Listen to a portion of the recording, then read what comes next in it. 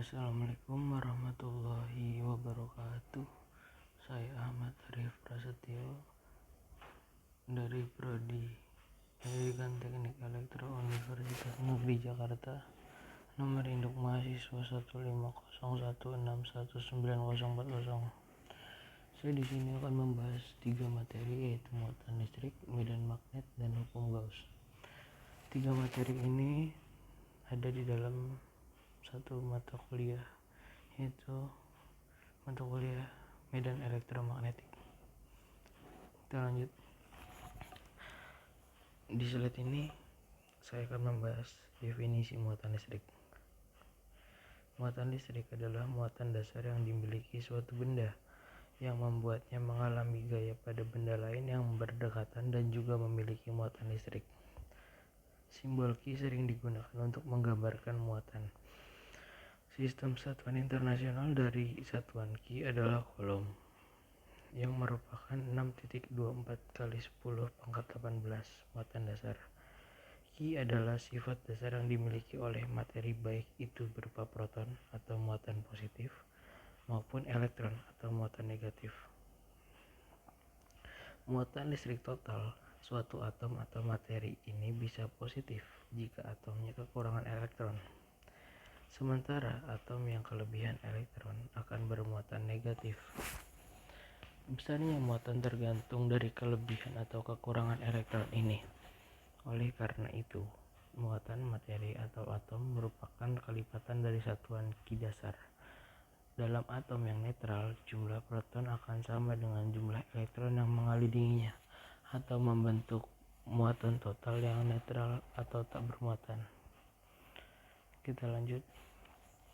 Tadi sempat disinggung muatan listrik positif atau proton dan muatan listrik negatif atau elektron. Di slide ini saya akan membahas jenis muatan listrik secara mendalam.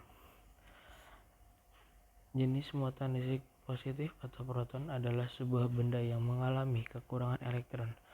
Menurut Benjamin Franklin, muatan listrik positif umumnya bersifat saling tolak-menolak dengan suatu benda yang muatan. Dan dalam hal ini terjadi karena muatan positif itu sehingga akan beraksi saling tolak-menolak. Muatan satu proton sama dengan positif 1,6 kali 10⁻19 kolom. Bisa dilihat dari gambar di samping, gambar yang berwarna merah. Kalau sudah dilihat, itu artinya muatan positif itu sejenis sehingga tolak menolak, dalam artian arahnya menjauh dari titik pusat. Nah, yang kedua adalah muatan listrik negatif atau elektron, sebuah benda yang mengalami kelebihan elektron.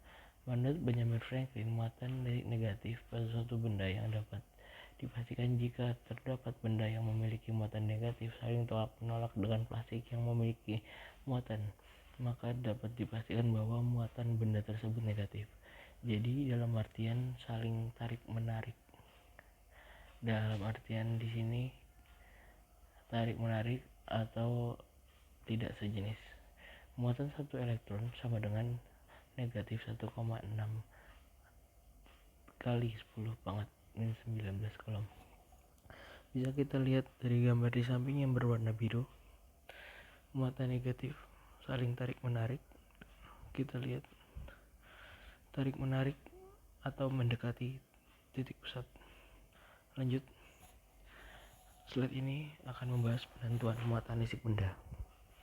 Muatan listrik suatu benda ditentukan oleh jumlah proton dan elektron yang dikandung benda tersebut.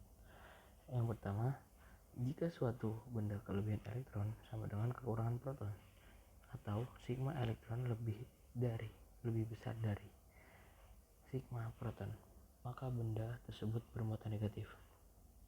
Yang kedua, jika suatu benda kekurangan elektron sama dengan kelebihan proton, atau sigma elektron kurang dari sigma proton, maka benda tersebut bermuatan positif. Yang ketiga, jika jumlah elektron sama dengan jumlah proton, atau sigma proton sama dengan sigma elektron, maka benda tersebut tidak bermuatan atau sama dengan. Next, sifat-sifat muatan listrik. Di sini saya hanya mengambil 3 cakupan utama dan cakupan besar, cakupan umum tentunya. Yang pertama, sifatnya muatan listrik yang sejenis akan saling tolak menolak, dan muatan tidak sejenis akan saling tarik menarik. Yang kedua, muatan listrik merupakan besaran pokok fisika yang diukur dalam satuan kolom, disimbolkan dengan C.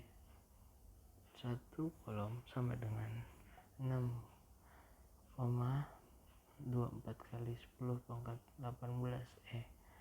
E diartikan sama dengan muatan proton, sehingga muatan yang dikandung oleh proton adalah 1,602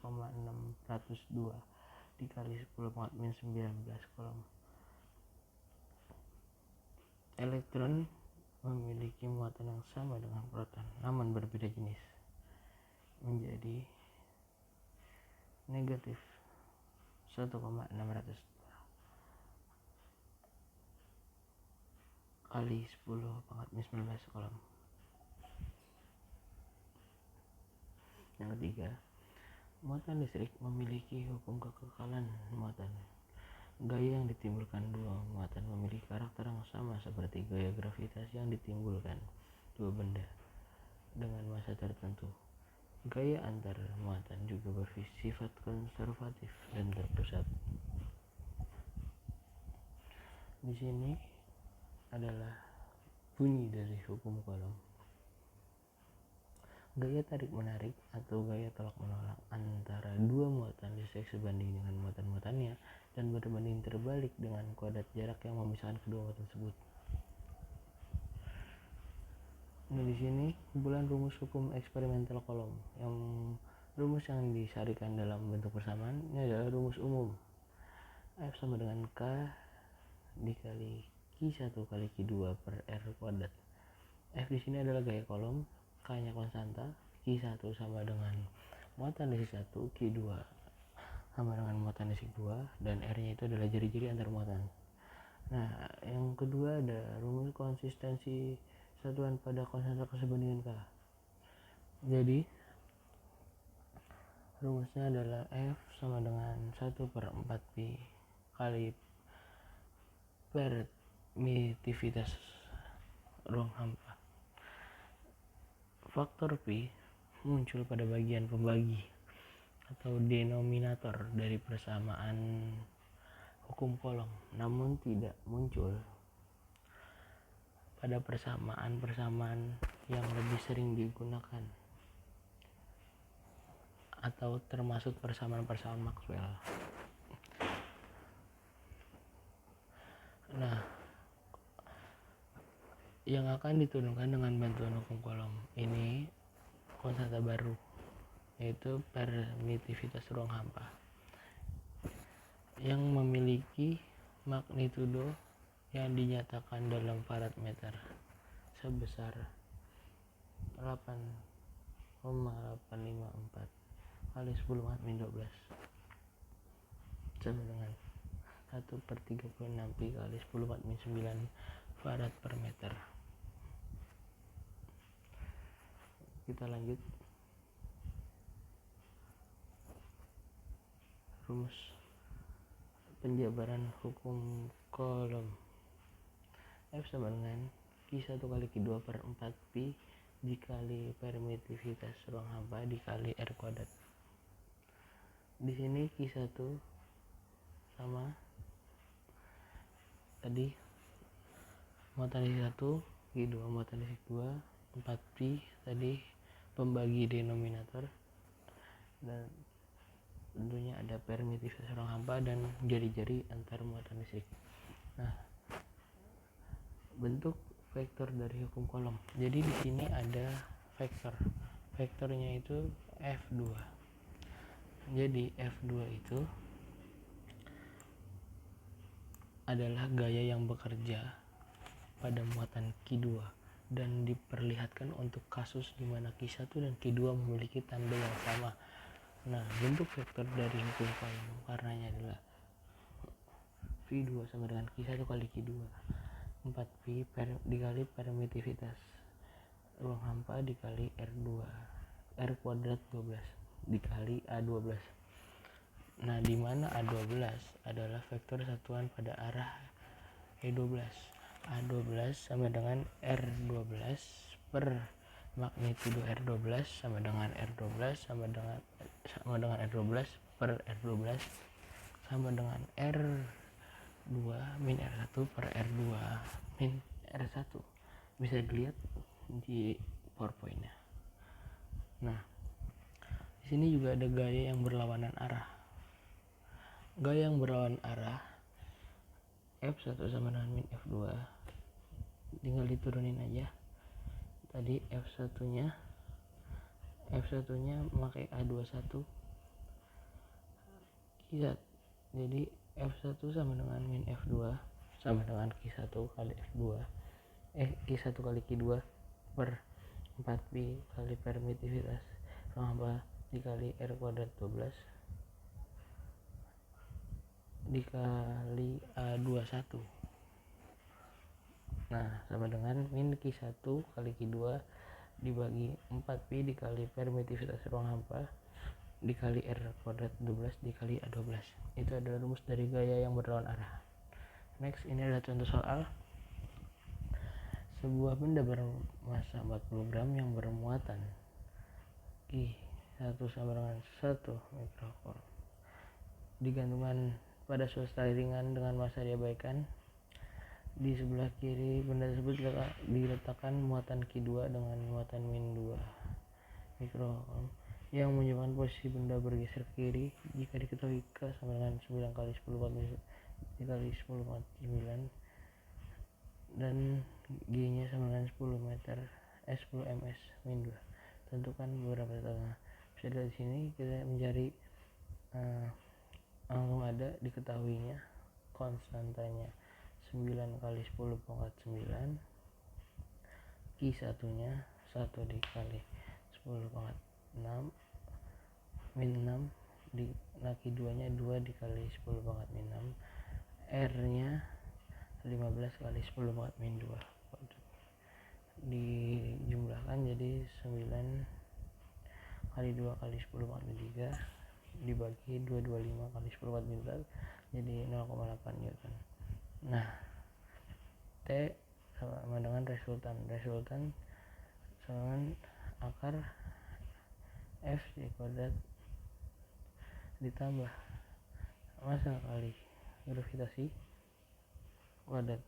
Jadi FC itu tadi F gaya kolomnya dimasukin 0,8 tapi kuadrat ditambah 0,4 kuadrat dijumlahkan akarnya, habis itu saya jumlahkan dibuka akarnya menjadi 0,28 Newton.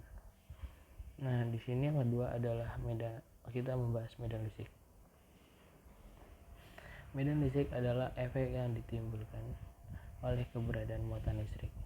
Setiap elektron, ion, atau proton dalam ruangan yang ada di sekitarnya. Medan listrik memiliki satuan N/C atau dibaca Newton per Coulomb. Medan listrik umumnya dipelajari dalam bidang fisika dan bidang-bidang terkait, dan secara tak langsung juga bidang elektronika yang telah memanfaatkan medan listrik ini dalam kawat konduktor kabel.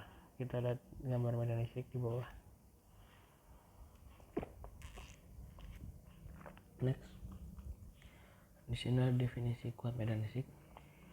Kuat medan listrik yang berada di suatu titik dalam medan listrik didefinisikan sebagai gaya persatuan muatan listrik di titik tersebut. Kuat medan listrik dinyatakan dengan lambang E. E itu adalah kuat medan listrik, jadi lambangnya E. Kuat medan listrik ini karena dipengaruhi oleh besarnya muatan sumber dan jarak benda atau muatan yang diuji. Nah, berikutnya adalah kuat medan listrik oleh beberapa muatan. Apabila suatu muatan diuji ternyata dipengaruhi oleh beberapa muatan listrik, Bagaimana cara menghitung medan listrik total yang dialami oleh muatan uji tersebut? Yakni ada dua kemungkinan. Muatan yang mempengaruhi muatan uji bisa segaris atau membentuk sudut atau tidak segaris. Nah, di sini ada kumpulan rumus. Tenaga yang bekerja pada muatan uji ini diberikan hukum Coulomb sebagai F T sama dengan Q1 kali T, berarti F yang bekerja pada T, nah per 4pi dikali permitivitas ruang hampa dikali R kuadrat 1 kali T, A 1 kali T. Nah, gaya muatan isi satuan yaitu F T dibagi T sama dengan Q1 per 4pi dikali permitivitas ruang hampa dikali R kuadrat R 1 kali T R kuadrat A 1 T. Lanjut, bulan rumus intensitas medan listrik. Di sini ada satuan rumus intensitas. Yang paling atas itu adalah rumus umumnya. E sama dengan F per Q. E sama dengan kuat medan listrik, dan Q itu muatan yang diuji, dan R tentu jaraknya.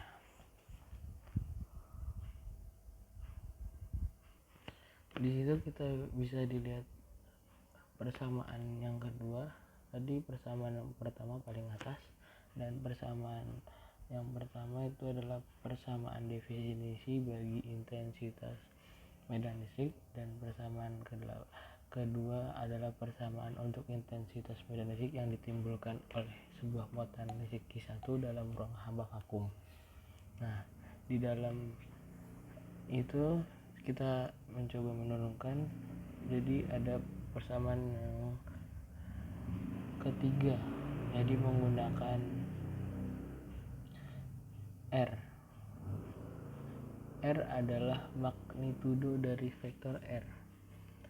Nah, yang persamaan ketiga kita tadi harus mengingat bahwa R adalah magnitudo dari vektor R. Jadi yang mempresentasikan jarak dari lokasi muatan titik ke titik yang hendak diketahui intensitas medannya E. Jadi hendak diketahui kuat medan listriknya. Nah, kita lanjut aja. Nah, di sini ada kumpulan intensitas medan listrik.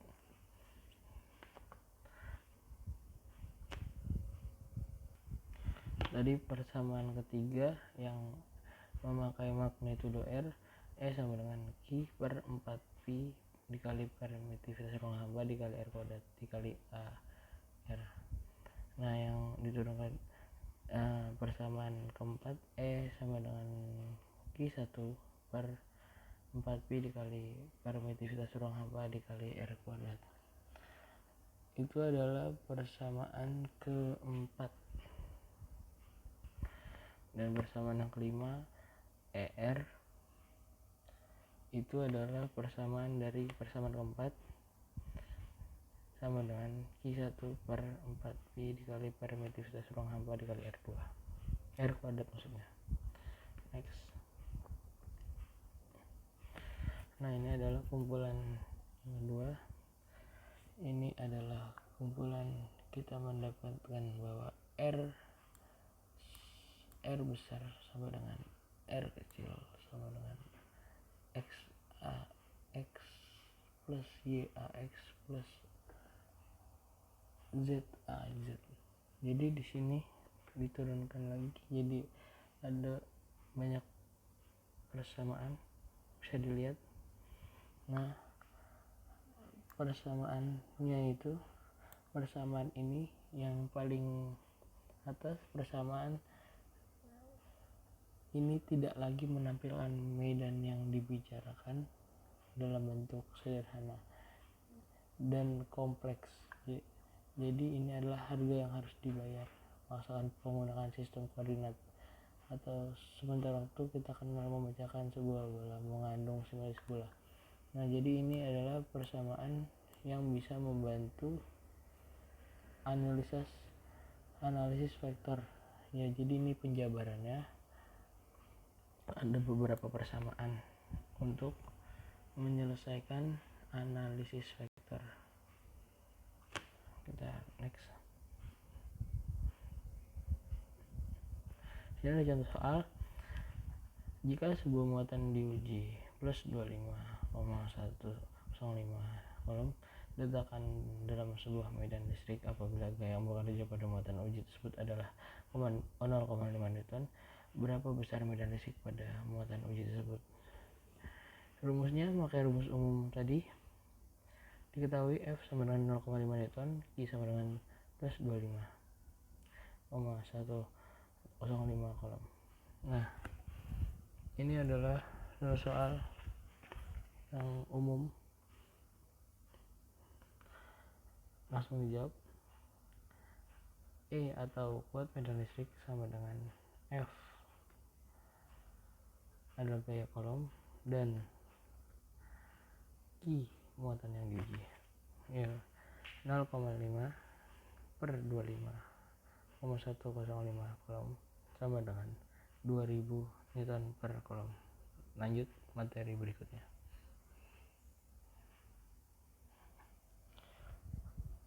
Bentar, maaf. Hukum Gauss.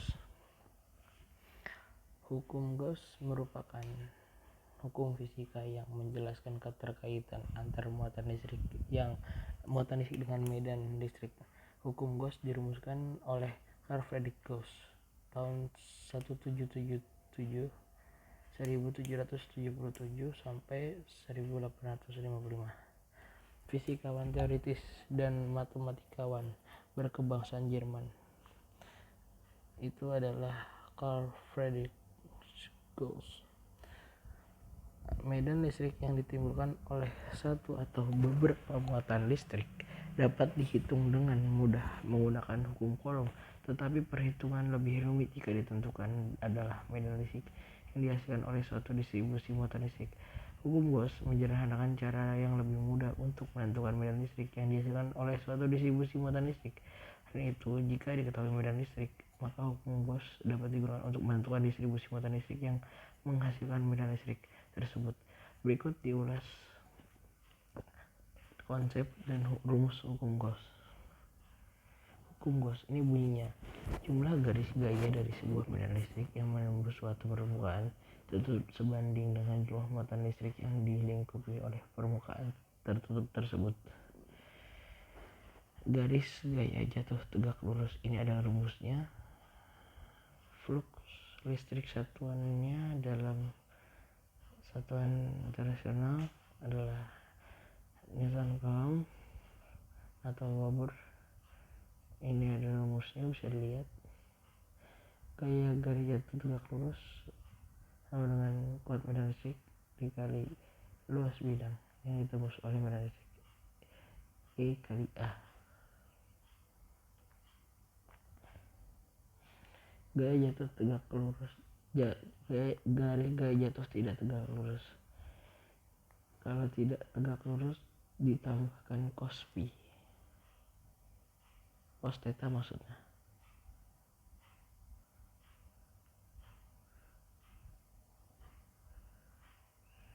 Nah, ini adalah rumus hukum Gauss. Rumusnya itu sama dengan E kali A kali cos theta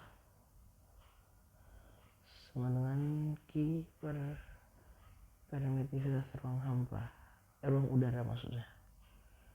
Nah, next contoh soalnya. Jika sebuah muatan diuji plus 25,105 C diletakkan dalam sebuah medan listrik, apabila gaya yang bekerja pada muatan uji tersebut adalah 0,5 Newton, berapa besar medan listrik pada muatan uji tersebut? Nah, diketahui F sama dengan 0,5.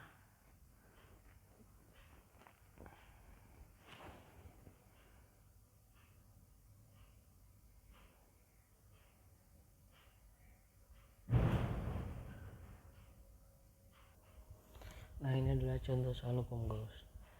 Jika terdapat persegi dengan panjang sisi 20 cm, Lalu bila sebuah medan listrik homogen sebesar 200 Newton per Coulomb ditembak ke arah dengan arah yang tegak lurus, bidang persegi tersebut berapa jumlah garis medan listrik yang menembus bidang persegi tersebut atau fokusi?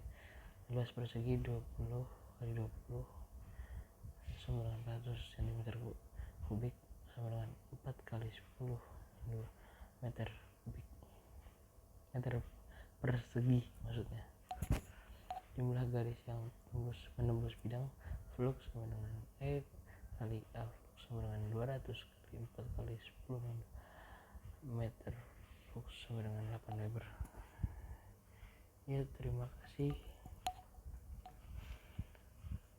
telah menonton video ini. Jangan lupa like dan subscribe. Mohon maaf jika banyak kata-kata yang salah karena sama-sama belajar, dan saya juga masalah sebagai manusia dan saya akan memperbaikinya. Jika ada salah, di komen aja di bawah. Terima kasih. Wassalamualaikum warahmatullahi wabarakatuh.